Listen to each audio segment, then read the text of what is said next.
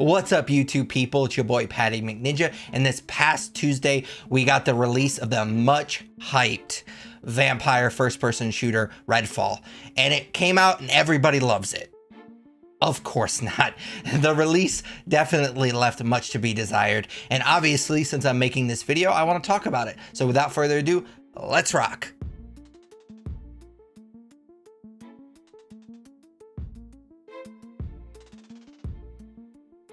And at this point, you've probably heard about Redfall, whether you wanted to or not, but just in case, Redfall is a Microsoft exclusive first-person shooter developed by the fan favorite studio Arkane Austin. It was published by Bethesda. It follows survivors who are trapped in the fictional town of Redfall, Massachusetts after a failed scientific experiment. That experiment allowed a legion of vampires to invade and isolate the town from the outside world. And since Redfall is a Microsoft exclusive, of course it was a day one Game Pass release.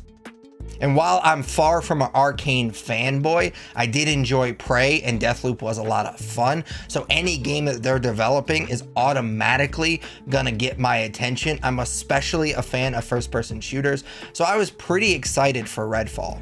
But unfortunately, there were several red flags, no pun intended, before Redfall's release. It was delayed a couple of times, which doesn't necessarily mean that it's gonna be a bad game, but it is kind of your first indication that it had a troubled production.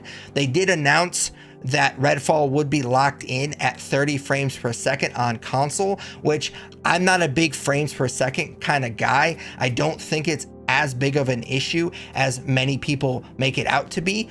That being said, the fact that this game only came out on Xbox Series S and X to lock in those quote-unquote next-gen consoles at 30 frames per second is very strange. To make matters worse, Redfall requires you to be always online, which I understand that they marketed this game as a co-op experience, but I played it, as I assume most people will, solo. And to make me be online all the time for a game that I'm gonna play solo is very frustrating.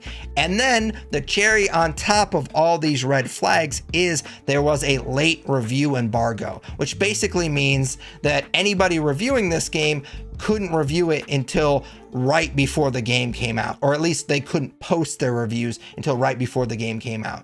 Again, that doesn't necessarily mean it's a bad game. It's just a red flag that maybe the studio doesn't have faith in the game. They don't want the bad reviews to taint any potential sales, so they don't let you post those reviews until right before the game comes out. Now that the review embargo has been lifted, people are destroying this game. If you look on Metacritic, it has a 59 critic score and a 3.0 user score. Now that's just on Xbox. Flip over to PC and it's even worse, as a 56 critic and a 1.9 user score.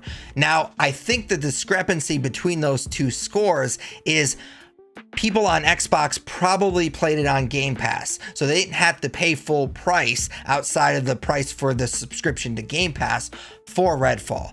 People on PC, however, had to pay $70 on Steam for this game, and if you go to its Steam page, it's categorized as mostly negative reviews, which is Steam's nice way of saying people think this game is trash.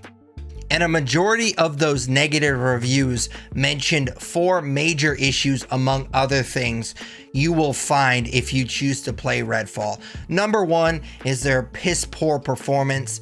There is bugs galore, glitches, frame drop issues, you name it. Redfall unfortunately has it. There's also really bad enemy AI. They're very stupid and easy to kill, which makes the open world not fun to explore, which is fine because there's not a whole lot to explore. It is very, very empty, which leads to the final thing that most reviewers complained about, and that is Redfall's boring gameplay loop. And therefore, a lot of people are comparing Redfall's release to a game that we just got as well, Jedi Survivor. And I kind of understand it because Jedi Survivor and Redfall were both released back to back, and they both had performance issues, even though I would argue that Redfall's performance issues are a lot worse than Jedi Survivor's. But I did complain about the performance issues in Jedi Survivor. It was kind of my main complaint when I reviewed that game last week. Outside of a few other nitpicks, it was kind of my biggest issue I had with Jedi Survivor. And I said this in the review, some would argue too many times, that they were actively working on fixing those performance issues. And while I was frustrated by those issues, I do think at its core, Jedi Survivor is a very good game. If that game hadn't released with performance issues, I think a lot of people would be talking about that game for potential game of the year. That's how good I thought that game was, especially if you're a Star Wars fan like myself. Redfall, on the other hand, has a lot more issues than just performance. If you were just to clean up the performance issues that Redfall had, it would just be kind of like polishing a turd. Full transparency, I originally had planned on this video being my Redfall review, but I could only stomach about 3 hours of Redfall before I had to call it quits. And a lot of that has to do with the fact that I could not get invested in Redfall's story. I can forgive a lot of things in video games if I think the story is cool. Unfortunately, Redfall went to these cutscenes that were like PowerPoint presentations on steroids. And at first I just thought that that was an artistic choice, but the more I played the game, the more I realized it was probably mostly to cut costs, because this game looks really cheap. Everything just looks out of focus in this world, which made me not want to explore, which is fine because there's nothing to find when you explore. They kind of wanted to make Far Cry with vampires in this game. Unfortunately, they forgot to put the things in Far Cry that make those games fun. The few times you do come across enemies in the open world, they are absolutely brain dead and super easy to kill. The vampires, surprisingly, weren't much better. The AI is so easy to cheese in this game. Redfall's gunplay isn't the worst I've ever seen in a first-person shooter, but it's pretty close. The guns are boring and the reload animations aren't satisfying. So despite really enjoying doing full video game reviews for you guys, I just could not get through Redfall. It's just too bad. I know everybody's dunking on this game, and I really wanted to play it and kind of make up my own mind and be the contrarian and be able to say, it's not as bad as everybody says it is. Unfortunately, in this particular case, it is as bad as everybody's saying it is. Therefore, I think Redfall is just unfortunately dead on arrival. Even if they did manage to clean up all those performance issues, I don't think that we have a situation like a No Man's Sky or a Cyberpunk where, yes, after a rocky release, the developer stuck with the game, cleaned everything up, and now we have a really good game. Those games, like Jedi Survivor, at their core were great games that just needed some stuff to be cleaned up. Redfall doesn't have that luxury. It's still a bad game even if they were able to clean up the performance issues.